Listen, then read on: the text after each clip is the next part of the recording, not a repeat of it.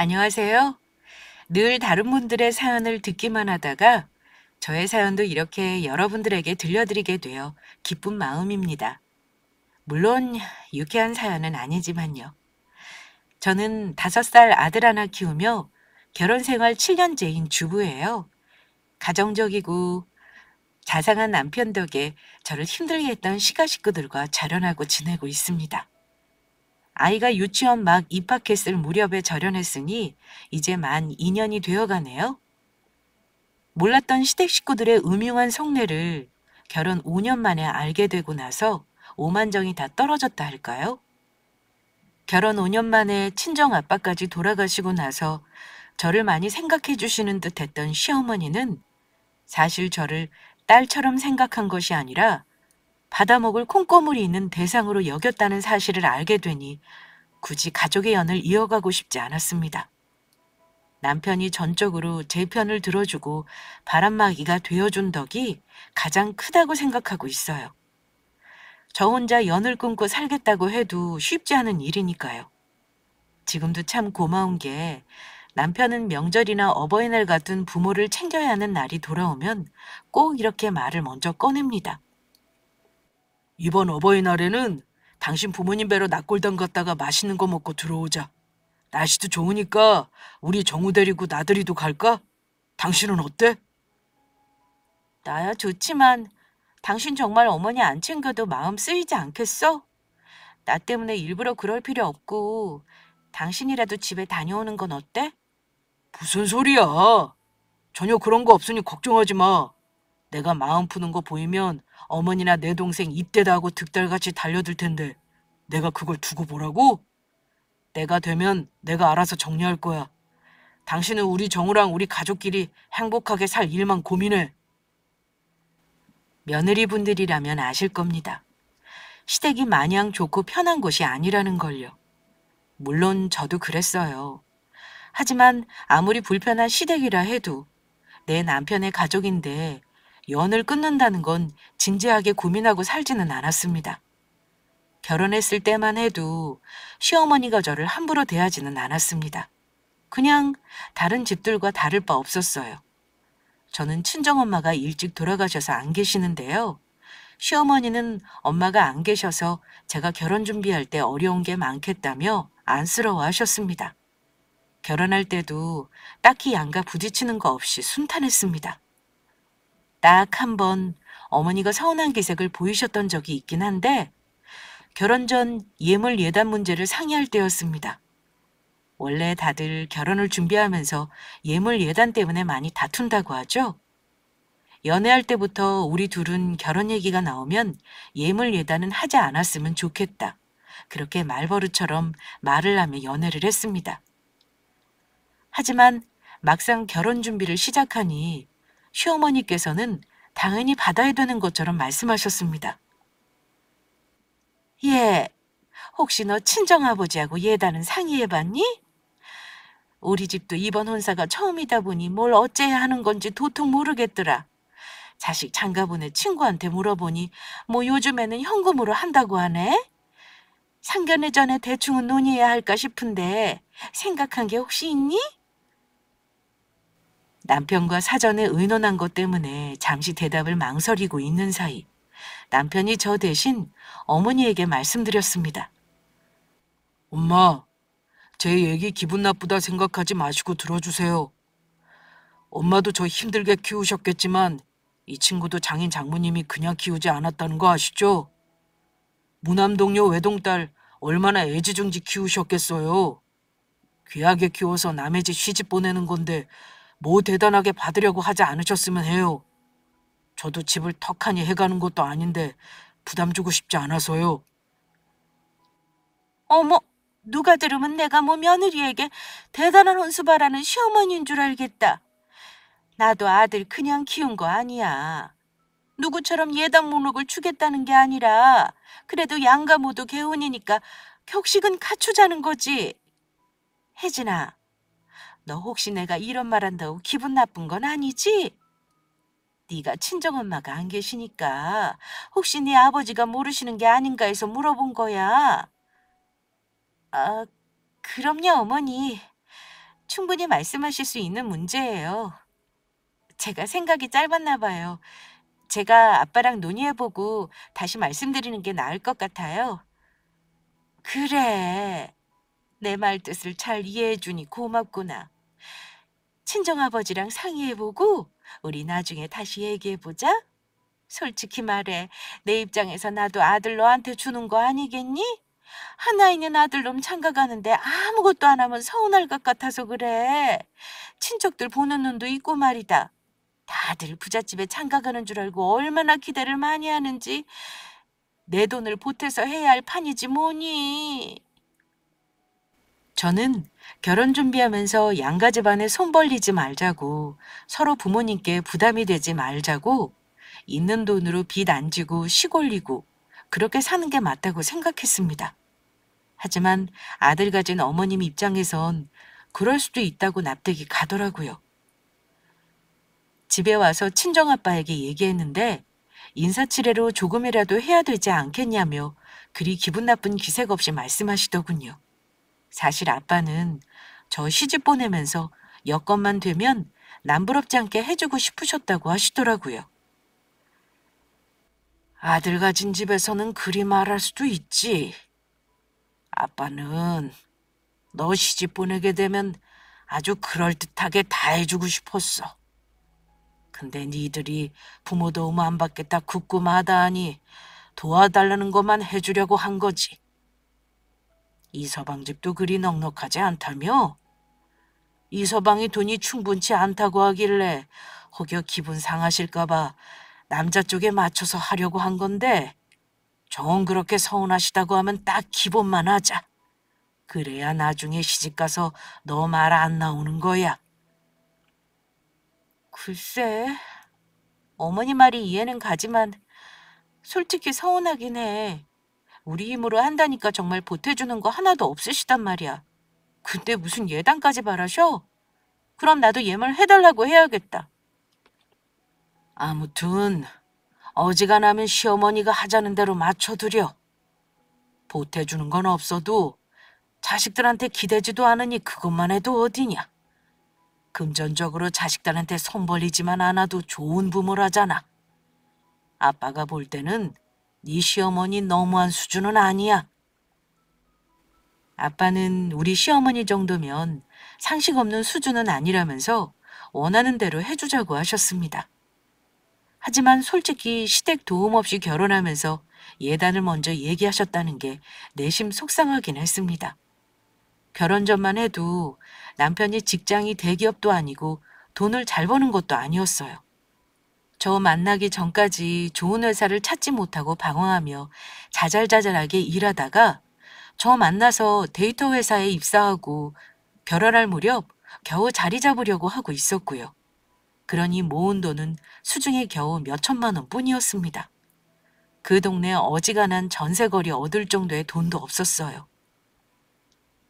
시댁에서 도와주는 건 어렵다는 걸 미리 알고 있었고 다행히 친정아빠가 제 앞으로 20대 초반에 분양받아주신 제 명의 아파트가 있어서 그 집에서 신혼을 시작하기로 했습니다. 집 문제가 해결되고 나서 어머니께 말씀드렸을 때 제 손까지 잡아주시면서 너무 고마워하셨는데 설마 예단까지 기본적인 거 하자고 하실 줄은 몰랐어요. 그래서 정말 어머니 말대로 기본만 하고 예물도 받겠다고 했더니 어머니가 떨떠름하시긴 하셨지만 가지고 싶은 거 얘기하라고 하시더라고요. 그래, 기본만 하는 거니까 너도 적당한 걸로 예물로 골라보지 그러니? 같이 백화점 가볼래? 거기서 디자인만 보고 귀금속 상가 가면 똑같이 만들어준다고 하더라. 근데 저는 받은 브랜드가 있어요, 어머니. 그래도 결혼 예물이니까 원하는 걸로 하고 싶어요. 그럴 필요 없다니까. 다 브랜드 메이커 값이지. 디자인만 똑같고 가격은 훨씬 싸게 살 수 있다니까. 어머니는 소박하게 해주는 예물도 백화점 디자인 카피한 걸 하자고 하셨지만 제가 명품 아닌 주얼리 브랜드에서 하고 싶다고 졸라 겨우 백화점 브랜드 3부짜리 다이아 반지랑 목걸이 세트 하나 받았습니다. 이 일로 남편이 저에게 얼마나 미안해했는지 몰라요. 남편 말대로 했으면 예단이고 뭐고 아무것도 안 할 수도 있었지만 아빠가 극구 해주고 싶다고 하시니까 남편도 못 이기는 척 뜻대로 수락한 거고요. 아무튼 결혼 전 시어머니와의 에피소드가 있다면 이 정도가 다였어요. 결혼 준비하는 동안 간섭하거나 이래라 저래라 하신 적도 없었습니다. 아들이 많이 부족해서 죄송하다며 친정아빠 집으로 때때로 과일이며 이런저런 선물을 보내주신 적도 있고 결혼하고 나서도 시댁에 오라가라 하는 일도 없는 분이셨어요. 적어도 경우는 아는 분이라고 생각했습니다. 친정아빠는 외동딸인 저 시집 보내면서 더 잘난 집에 보내고 싶은 욕심이 왜 없으셨겠어요. 제 자랑은 아닙니다만 저희 친정이 못 사는 집도 아니고 아빠는 4층 상가 건물주에 부동산 자산만 몇십억 되시는걸요. 하지만 제가 오랫동안 만난 사람이고 어린들이 보기에도 딸에게 평생 잘해줄게 보이는 남자인 거 아셨으니 허락해 주신 거죠. 아빠는 혹여 남편이 우리 친정보다 형편이 어려운 것에 자격지심 가질까봐 종종 이런 말을 해주셨습니다. 자네 혹시 내가 어찌 자수성가해서 이만큼 살게 된 건지 아는가? 글쎄요. 저는 장인어른처럼 사업할 그릇은 못 되고 남의 돈만 벌어주는 월급쟁이라서요. 무슨 비법이라도 있는 겁니까, 장인어른? 나는 자네 나이 때 더 가진 게 없었어. 결혼도 못했었고 늘 가난했지. 하지만 세상에 성실한 사람 이기는 건 없는 거네. 자네는 가장 큰 장점이 성실하고 정직하다는 거야. 그러니 자네 지금 돈이 없다고 해서 우리 혜진이한테 미안해할 것 하나 없어. 내가 보니 자네는 나보다 더 그릇이 큰 것 같아. 우리 딸 결혼도 허락한 거야. 남편은 아빠와 대화를 하면 너무 즐겁고 말이 잘 통한다고 했어요. 그리고 우리 친정아빠를 인간적으로 존경한다고 했습니다. 남편 역시 아빠가 돌아가시고 안 계시니 친정아빠를 정말 친아버지만큼 생각하고 잘했어요. 저는 친정아빠에게 잘하는 남편에게 참 고마웠고요. 결혼 빨리 한 다른 친구들 얘기 들어보면 결혼한 후 돌변하는 시가 식구들 때문에 속 썩는다 하던데 저는 결혼 초반까지도 그런 일은 없었습니다. 슈월드 얘기는 저랑 상관없는 줄만 알았어요. 그런데 슈월드는 슈월드인 게요. 시어머니가 친정엄마 같을 수만은 없는 거더라고요. 제가 첫 아이 낳고 육아를 위해 직장을 그만두게 되면서 어머니가 점점 저를 함부로 한다는 느낌을 받기 시작했습니다. 아마 어머니는 아들이 혼자 우리 집안의 생계를 책임지는 모습이 보기 싫으셨을 수도 있고 부자 친정에서 생각보다 우리에게 경제적으로 도움 주지 않으니 실망해서 그러셨을 수도 있어요. 원래는 전화도 자주 안 하시던 분이 전화를 하셔서 저에게 신랑 잘 챙기라는 잔소리도 하셨습니다. 너랑 정우 먹여 살리느라 정우 아빠 늦게까지 야근도 많이 한다며? 다른 건 몰라도 아침에 밥은 꼭 챙겨줘라. 너 직장 다닐 때는 같이 바쁘니 이런 말은 안 했다만 이제는 집에서 애만 보고 시간 많은 사람이 너 아니니? 밖에서 사 먹지 말고 저녁밥도 반찬 신경 써서 해줘. 정우 아빠가 아침은 잘 안 먹고 가서요. 대신 저녁에는 신경 써서 하고 있어요. 어머니 걱정하지 마세요. 아침을 안 먹는다니. 네가 안 챙겨주니까 안 먹는 거다. 회사 가서 얼마나 배고프겠어. 안 되겠구나. 내가 반찬 좀 챙겨갈 테니까 내일부터라도 꼭 챙겨줘. 아기 보면서 반찬하거나 청소하는 것도 힘들어. 저도 챙겨 먹기 힘든 게 사실인데 어머니는 제가 집에서 편하게 놀고 먹는다 생각하시는 것 같았습니다. 제가 맞벌이 할 때는 전혀 그런 말씀하신 적 없으셨어요. 오히려 남편에게 서로 도와가면서 집안일 하라던 분이었습니다. 하지만 남편이 힘드니 집안일이나 애 보는 건 엄마가 하고 밤에 푹 자게 방도 따로 쓰라고 간섭을 하시기도 했습니다. 저도 거기까지는 이해해요. 아들이 안쓰러워 그러시는 거 100번 이해합니다. 하지만 종종 뼈 있는 말을 하시며 속물 같은 근성을 내비칠 때는 저도 진짜 어머니 의중이 대체 뭔지 의심스럽기도 했습니다. 어머니는 종종 이런 말을 하셨어요. 정우애미, 네가 무남동녀 외동딸인 게 참 다행이다 싶구나. 왜요, 어머니? 저 여동생이든 남동생이든 형제자매가 한 명만 있었으면 소원이 없겠어요. 외동은 솔직히 별로 안 좋아요. 무슨 일 생기면 서로 의지되는 형제는 한 명쯤은 있어야 좋죠. 그래도 나중에 네 아버지 재산은 다 네 거 되는 게 아니냐? 형제자매 있어 봐라. 재산 때문에 싸움 나서 서로 얼굴도 안 보고 사는 세상 아니니. 그런 거 생각하면 혼자가 편한 거지. 너는 얼마나 간단하고 좋으냐? 엄마도 안 계시니까 나중에 전부 네 몫이잖아. 저는 시어머니가 재산을 혼자 차지할 수 있어서 외동이 좋은 거라 하시는 말 듣고 조금 놀랐습니다. 뜨악한 표정으로 뭐라 대꾸를 못하고 있었는데 어머니는 이런 말도 하셨습니다. 지금 당장은 아니지만 어쨌든 우리 아들도 네 덕에 편하게 살게 되겠지. 젊었을 때는 고생 좀 해도 괜찮아. 사람이 믿을 구석이 있는 것과 없는 건 천지 차이거든. 글쎄요. 아빠가 재산 물려주시겠다는 생각을 하고 계신지는 모르겠어요. 저는 아빠 재산 미리부터 물려받을 생각은 한 적이 없어서요. 그러니? 뭐 그건 네 자유다만 사람 일이라는 게 또 모르는 거야. 늘 만일의 사태를 대비해 놓는 게 좋을 거다. 만일의 사태요? 어머니도 참... 어머니가 말씀하시는 만일의 사태가 혹시 저희 친정아빠 돌아가시는 거 말씀하시는 거예요? 어머니, 너무하세요. 친정아빠 아직 일하실 정도로 팔팔하신 거 보셨잖아요. 그러자 본인이 생각해도 심했다 싶으셨나 봐요. 멋쩍게 웃으시면서 그래, 내가 이건 말실수했네. 어쨌든 우리 아들이 너희 친정에서 아들 역할을 하고 있으니까 너도 나중에 혹시 아빠 재산 많이 받으면 우리 아들 나몰라라 하면 안 된다. 이렇게 농담인 듯 진담 같은 말을 웃으면서 하셨습니다. 제가 착하긴 해도 멍청한 사람은 아닙니다. 누가 들어도 우리 친정 재산을 자기 아들 챙겨주라는 말로 들려서 솔직히 불쾌할 때가 많았습니다. 게다가 시어머니는 아픈 손가락인 시누이 때문에 늘 걱정을 하시며 저에게도 책임을 전가하셨습니다.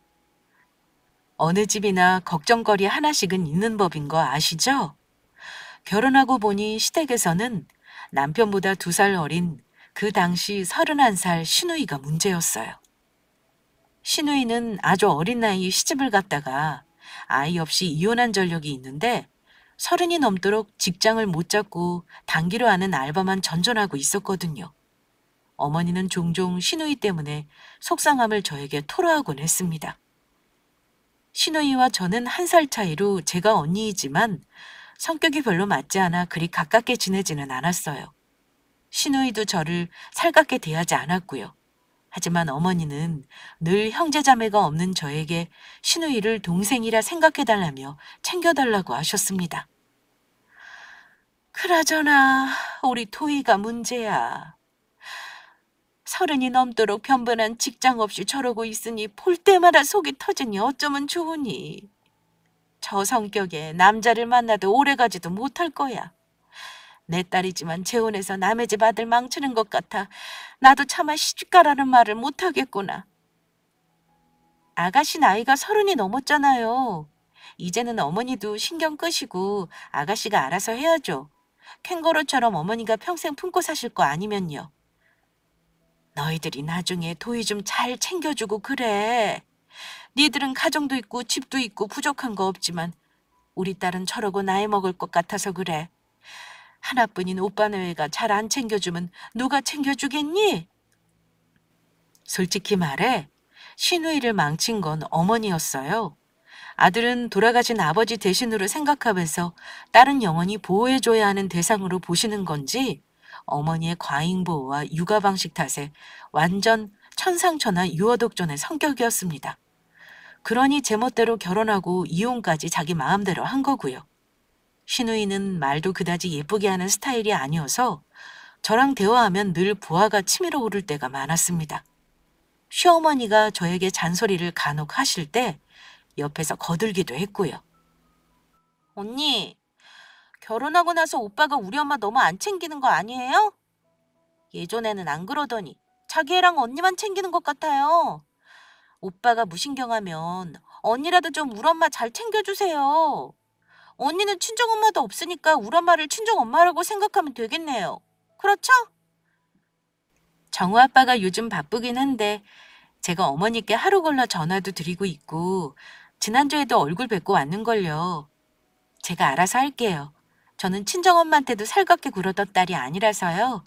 제 본모습대로 하면 되는 거지 억지로 꾸며서 하는 효도는 못하겠네요. 본인이 시어머니보다 더 잔소리를 하기도 했고 심지어 자기 오빠를 하도 챙기길래 되게 각별한 남매인 줄 알았습니다. 남편 말로는 그다지 사이좋은 남매도 아니었다는데 의아한 일이었죠. 아마 제 앞에서는 자기 오빠랑 사이좋은 척을 하고 싶었던가 봅니다. 결혼 전에는 신우를 몇 번 본 적도 없었어요. 그때는 저랑 말 섞을 일이 별로 없기도 했고 신우이가 저에게 다가서지 못하게 어머니가 중간에서 철벽을 치는 느낌이었습니다. 나중에 결혼하고 나서 든 생각인데 아마 어머니는 신우 성격이 탈로나 저에게 흠 잡힐까 봐 신우가 저랑 부딪히는 일 없게 조심하신 것 같았어요. 신우이는 어머니가 조심시키지 않았으면 아마 저랑 많이 싸웠을지도 모를 일입니다. 어쨌든 시간이 흐르면서 시모와 신우이에게 간혹 실망하는 일이 있기도 했지만 그럭저럭 서로 챙기며 지냈던 것 같습니다. 남편은 시간이 지나도 여전히 저와 친정아버지에게 참 잘하는 사람이었고 저도 간혹 시어머니가 이해가 안 갈 때가 있어도 이해하려고 노력했습니다. 그 정도 시댁과 고부 갈등은 누구나 겪을 수 있다고 생각했어요. 그 정도면 평범하고 무난한 삶이라고 믿었습니다. 아이 3돌 무렵 저에게 아주 큰일이 일어나기 전까지는 말입니다. 저는 어머니가 말한 만일의 사태라는 것이 예상치 못한 순간에 다가올 거라고는 꿈에도 몰랐습니다. 사고라는 건 뉴스에서나 보는 거지 우리 가족에게 일어날 거라고는 한 번도 생각해 본 적이 없었는데요. 여느 때와 다르지 않았던 평일 오후에 난데없이 걸려온 전화 한 통에 저의 일상이 완전히 무너지고 말았습니다. 친정아빠가 큰 교통사고를 당하셨으니 빨리 병원으로 오라는 경찰의 전화를 받고 저는 믿을 수가 없어서 사고당한 사람의 이름을 여러 번 되물었습니다. 김원철님 자제분이시죠? 아버님이 조금 전에 큰 사고를 당하셨어요. 지금 상태가 많이 안 좋은 채 실려가셨거든요. 얼른 병원으로 오셔야겠습니다. 네? 저희 아빠가요? 그럴 리가요. 아빠는 과속 절대 안 하시는 분인데 사고를 내실 리가 없어요. 사고 난 사람 이름이 정확한가요? 사고를 내신 게 아니라 음주운전 차량이 들이받는 바람에 정면 충돌해서 많이 다치셨어요. 일단 병원으로 오셔야겠습니다. 전화를 끊고 무슨 정신으로 병원으로 갔는지 모르겠습니다. 저는 남편에게 거의 울부짖듯 연락하고 병원으로 갔어요. 하지만 병원에 도착했을 때 이미 아빠는 저를 알아보지도 못하는 상태셨습니다. 이미 심폐소생도 여러 번 했고 아마 그날 밤을 넘기기 어렵다고 하셨어요. 사람이 살다 보면 뜻하지 않은 사고도 겪을 수 있고 안 좋은 일을 겪을 수는 있습니다. 하지만 그게 왜 하필 나와 아빠인지, 왜 이런 큰 사고를 당하는 사람이 우리 아빠여야 했는지 현실을 믿을 수가 없었습니다. 놀란 남편이 얼마 후 병원에 달려왔고 저는 남편을 붙들고 엉엉 울었습니다. 정우 아빠, 어쩌면 좋아. 우리 아빠 돌아가실지도 모른대. 지금 상태가 너무 안 좋으셔서 나도 못 알아보셔. 여보, 일단 진정해. 장인어른 괜찮으실 거야. 대체 어떻게 된 일이야? 남편에게 아빠 사고 정황을 얘기해 주셨고 그나마 저보다는 이성이 남아있었던 남편이 의료진에게 착잡한 표정으로 설명을 들었습니다. 사고를 낸 사람은 음주운전 현행범으로 바로 연행이 되었다고 들었어요. 하지만 중요한 건 아빠 차를 박은 그놈은 살아서 처벌을 받으면 그만이었지만 우리 아빠는 생사를 오고 가는 상황이라는 거였습니다. 결국 의사 말대로 머리와 복부, 내상, 그리고 골절상까지 입은 아빠는 저와 작별 인사 한마디 없이 세상을 떠나고 말았습니다. 사랑하는 가족을 갑자기 떠나보낸 충격이라는 건 아마 겪어보지 않고는 얼마나 고통스러운 일인지 모르실 겁니다. 아빠가 돌아가시고 나서 그야말로 저는 정신줄을 놓고 있었습니다. 엄마 보낸 지 얼마나 됐다고 아빠까지 이렇게 보내드려야 한다는 게 억장이 무너졌어요. 무남동료 외동에 의지할 형제자매가 없는 저는 의지할 사람이 남편밖에 없었습니다. 가족을 떠나보내도 누군가 한 사람은 현실적인 문제를 처리해야만 하는데 딸인 제가 해야 할 일임에도 남편이 옆에서 많이 도와줬습니다. 장례식 문제며 납골당 문제며 상조회까지도요. 친정아빠 교통사고 소식을 들은 시어머니도 많이 놀라시는 듯 했어요. 제가 정신이 없으니 남편이 연락을 했나 보더라고요. 빈소를 차린 당일 저녁 시어머니와 시누이가 찾아오셨습니다. 예, 얼마나 놀랐니? 나는 소식 듣고 금방 괜찮아질 거라 생각했어. 근데 이렇게 황망하게 가실 수도 있구나. 어찌 갑자기 이런 일이 일어났다니, 응? 네가 많이 놀랐겠다. 새언니, 세상에 이런 날벼락이 어딨대요? 오빠 전화 받고 무슨 뉴스에 나온 일인 줄 알았어요. 많이 놀랐겠어요. 암튼 이제 우리 왔으니까 정우는 우리한테 맡기고 조문객도 신경 쓰세요. 저도 아직 실감이 안 나요. 그래도 며칠은 버티실 줄 알았는데. 소식 듣고 병원에 왔을 때 겨우 아빠 얼굴 한 번 본 게 다예요. 아무튼 이렇게 와주셔서 고마워요, 어머니. 아이고, 너는 이제 친정에 기댈 곳이 아예 없어졌구나. 우리 아들이 안 그래도 네 친정에서 아들 노릇 했다고 들었다만 당분간은 아들이 뒷수습하느라 정신없겠네. 너는 신랑한테 다 맡기고 마음부터 추스르렴. 기댈 곳이 없어졌다는 말을 콕 집어 하신 탓에 속이 좀 쓰리긴 했지만 그래도 이때까지는 찾아와 주신 시어머니와 신우에게 고마운 마음만 들었습니다. 그동안 서운했던 것들이 뭔가 사그라드는 기분이었어요. 아무리 시어머니라 해도 조부만 하고 가셔도 되는데 늦은 시간까지 계시면서 저를 도와주셨고 아이도 봐주시겠다며 데리고 가셨습니다. 발인 날 다시 오겠다고 하시면서요. 아빠가 사업을 하셔서 그런지 손님이 끊이지 않았는데 조문하러 오신 아빠 지인 중에는 변호사며 경찰이며 시의원이며 아무튼 지역에서 오래 알고 지내신 저명한 분들이 참 많이도 오셨더라고요. 아빠를 보내고 슬픈 와중에도 손님은 맞이해야 했고 현실적인 문제들은 정신을 차리고 처리해야 했습니다.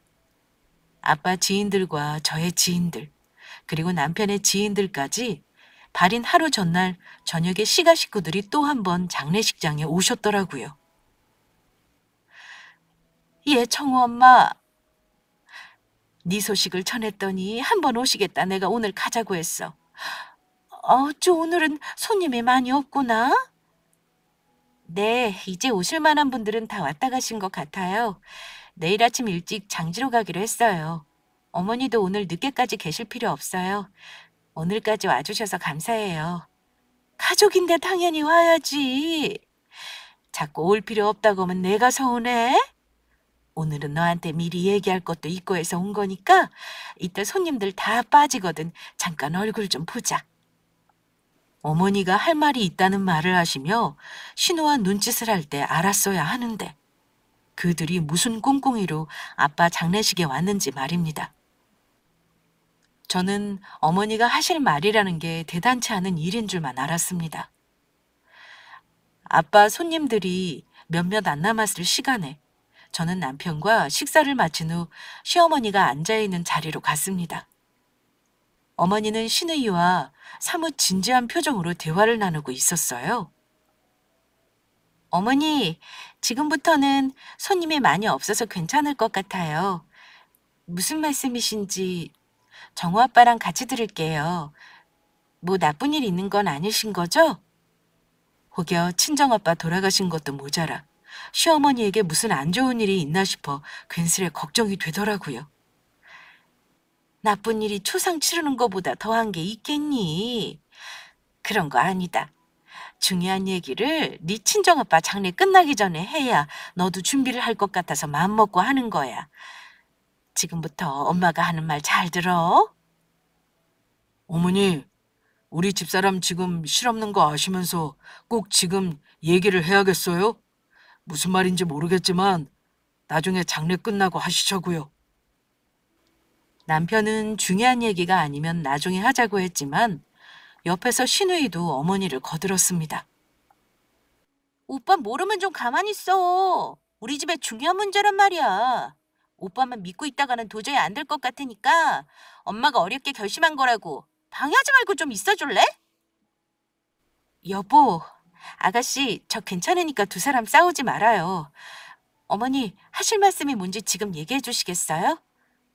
그러자 어머니는 헛기침을 한 번 하시더니만 얘기를 시작하셨습니다.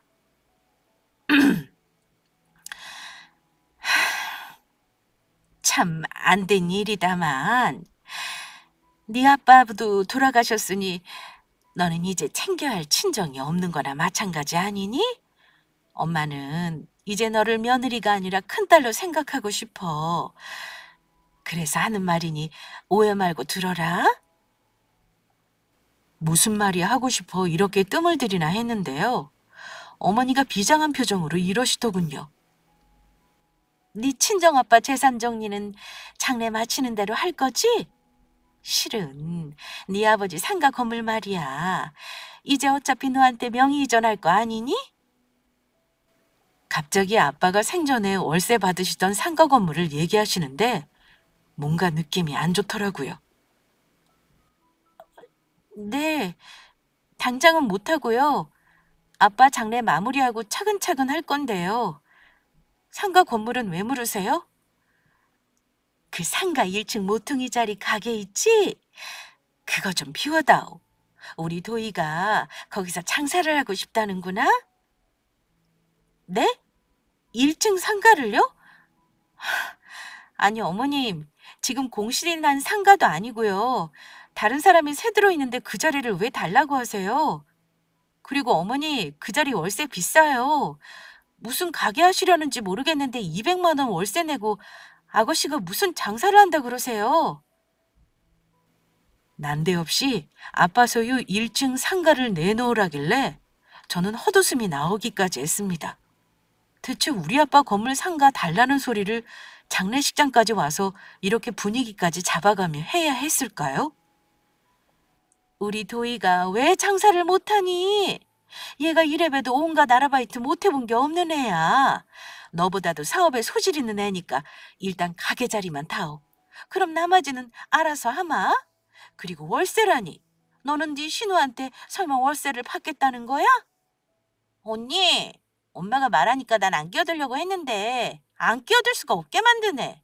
언니, 나한테 설마 월세 받으려고 한 거 아니죠? 그랬다면 진짜 완전 실망이에요. 어차피 언니 재산이면 나중에 오빠 재산도 되는 거잖아요. 그럼 미리 준다 생각하고 1층 상가만 제 앞으로 지분 등기해주세요. 보통 사람들은 상식이라는 걸 알고 그 안에서 상식적인 행동을 합니다. 하지만 시어머니와 시누이는 상식적인 게 뭔지 모르는 사람들 같은 언행을 보였어요. 사돈 장례식장에 와서 재산을 내놓으라는 사람이 정상은 아닌 게 확실한 거죠? 아가씨한테 그 상가를 왜 등기해줘요? 우리 아빠가 평생 뼈 빠지게 고생해서 장만한 상가를 자식인 내가 갖는 것도 송구한데 뭐라고요? 상가를 등기해달라뇨. 지금 공짜로 내놓으라는 말을 이렇게 멍석까지 깔고 하실 일이냐고요. 정말 어이가 없네요. 말했잖니. 어차피 네 건물 될 거고 건물은 또 우리 아들이랑 공동 소유나 마찬가지 아니냐? 그러니 미리 당겨서 달라는 거야. 이게 네가 어이가 없기까지 할 일이니? 그럼 너는 상가를 못 주겠다 이거구나. 누가 들어도 어머니 지금 억지인 거 아시죠? 어머니, 눈 있으면 한번 보세요. 저 지금 아빠 장례 치르는 중이에요. 생각이 있는 분이라면 적어도 장례는 끝나고 얘기를 하셨어야 해요. 적어도 더 이상 아빠 초상 치르는 중에 재산 내놓으라는 말을 하시면 안 되는 거죠. 저 못 들은 걸로 할 테니까 제발 돌아가 주세요. 어머니께 너무 실망스럽네요. 그럼 장례 끝나고 상의하면 그 상가 우리 도이 주는 거 고민해 볼 거니? 저는 끝까지 포기하지 않는 어머니 보고 기가 막혀 할 말을 잃었습니다. 그때 마침 남편이 끼어들었습니다. 어머니, 제발 그만하세요. 지금 이 사람 아빠 보내고 아직 장례 중인 사람이에요. 대체 왜 이렇게까지 경우 없는 짓을 하시는 거예요? 정우 엄마 얼굴 보는 게 정말 부끄럽네요. 대체 장인어른 상가달라는 건 누가 생각한 거죠? 도희 너, 네가 이런 말도 안 되는 일을 꾸민 거야? 그러자 신우이가 뜨끔한 표정으로 아니라고 손사래를 쳤습니다. 오빠, 내가 엄마를 꼬셨다는 거야? 나는 새언니네 친정아빠 재산이 뭐가 있는지도 몰랐어. 엄마가 어제 장례식장 다녀오고 나서 나한테 얘기하신 거라고. 오빠도 좀 그래. 엄마가 얘기하면 진지하게 생각해 볼 수도 있는 거지. 됐든 말도 안 된다고 할 일이야? 솔직히 엄마가 아주 엉뚱한 소리 하는 것도 아니잖아. 그래, 맞다. 정우애비 너 엄마 말 잘 들어. 너도 그 집에서 대리사회 짓을 5년을 넘게 했으면 아무리 네 마누라 재산이라고 해도 지분이 있는 거야. 알겠니? 네 재산이면 당연히 나나 네 동생도 지분이 있는 거지. 내가 영 틀린 말한 거 아니니까 정우 엄마랑 잘 상의해봐. 그 상가 하나 줘도 너희 사는 데는 아무 지장 없다. 그야말로 누이 좋고 매부 좋은 일이지. 저희 친정아빠 돌아가시자마자 이러시는 거 보니까 어머니는 꼭 예전부터 계획이라도 한 것처럼 보이네요. 꼭 우리 아빠 돌아가시는 것만 기다리고 있었던 것 같아요. 어쩜 이러실 수가 있죠? 죄송하지만 기대하지 마세요. 우리 아빠 재산이 어머니나 아가씨한테 돌아갈 일은 절대 없을 거예요. 뭐? 예, 생각은 해볼 수 있는 거 아니냐? 진짜 가족이라고 생각하면 못할 것도 없는 일이야. 너 이제 기댈 만한 친정 식구 하나 없잖아. 그동안 내 아들이 친정에 대리사위 노릇했으면 너도 이제 그만큼 해야지. 시어머니는 장례식장에 다른 손님이 몇몇 계신 것도 아랑곳하지 않고 언성을 높였습니다. 그런데 그때 와장창 소리를 내며 앞에 있던 테이블이 뒤집어졌습니다. 저는 물론 시모와 신우도 비명을 질렀지만 테이블 위에 있던 음식 세례를 받은 것은 시모와 신우였습니다. 남편이 테이블을 엎어버린 거였어요. 장례식장에 앉아있던 손님들은 남의 집안 싸움이 불편했는지 슬금슬금 밖으로 나가버리셨습니다. 아빠 장례식장에 오신 분들에게 이게 무슨 꼴인지 저는 너무나 창피하고 참담한 심정이었습니다. 저는 남편이 그렇게 화내는 모습을 결혼하고 나서 처음 봤습니다. 어머니, 우리 집사람한테 한마디만 더 하면 저 이걸로 안 끝나요. 이쯤 했으면 당장 돌아가세요. 너는 지금 네 마누라 역성만 드는 거야? 평생 힘들게 고생한 네 엄마랑 네 동생은 안중에도 없는 거냐? 이럴 거면 아예 남남으로 살지 그러니? 힘들게 말 꺼낸 사람 심정도 모르면서 너는 네 마누라 편만 두는구나? 오빠 진짜 미쳤어? 상까지 없고 왜 안 하던 짓까지 하는 건데? 우리가 그 정도로 잘못했어? 어머니, 말씀 한번 잘하셨네요. 오늘 이후로 저 그냥 어머니랑 도희랑 남남으로 살겠습니다. 이 사람 얼굴 보는 게 미안하네요. 어머니 말대로 저 마누라밖에 모르는 사람이니까 앞으로 우리 가족만 보고 살게요. 아시겠어요?